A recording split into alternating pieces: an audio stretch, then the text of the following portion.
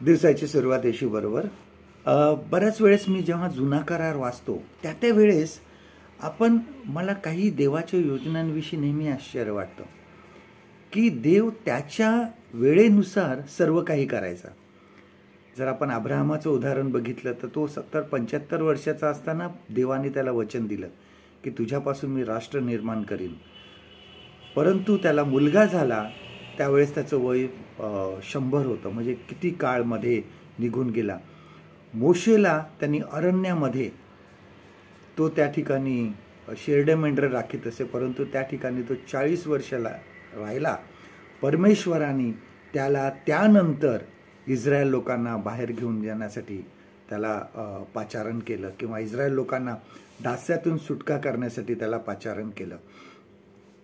ह्यामध्ये इस्रायल लोकांना ज्यावेळेस त्यांनी मिसर देशामधून बाहेर काढलं तर मिसर देश आणि जो वचनदत्त देश होता त्यामध्ये एवढं काही अंतर नव्हतं. म्हणजे त्यांना काही वर्षभरामध्येच ते लोक त्या ठिकाणी पोचू शकले असते, पण देवाने त्यांना 40 वर्ष अरण्यामध्ये फिरवलं.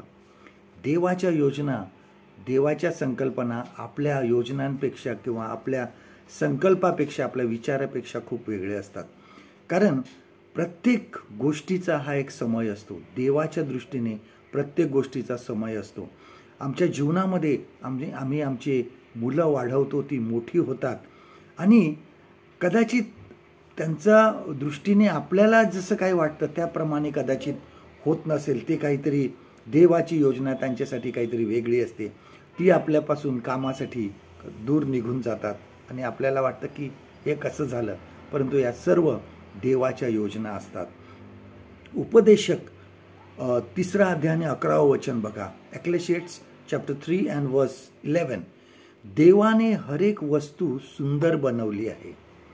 आम्हाला ह्या कदाचित गोष्टी ज्या जीवनामध्ये घडतात त्या कदाचित चांगल्या वाटत असतील, कदाचित वाईट वाटत असतील, परंतु देवाच्या दृष्टीने प्रत्येक गोष्ट चांगली आहे.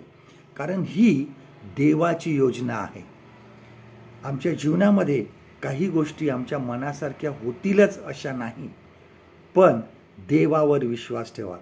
काही वेळा आमच्या जीवनामध्ये वेदनादायक घटना घडतात, आम्हाला त्यामुळे त्रास होतो, पण त्यामधून सुद्धा देव काहीतरी नवीन निर्माण करतो, नवीन काहीतरी करतो.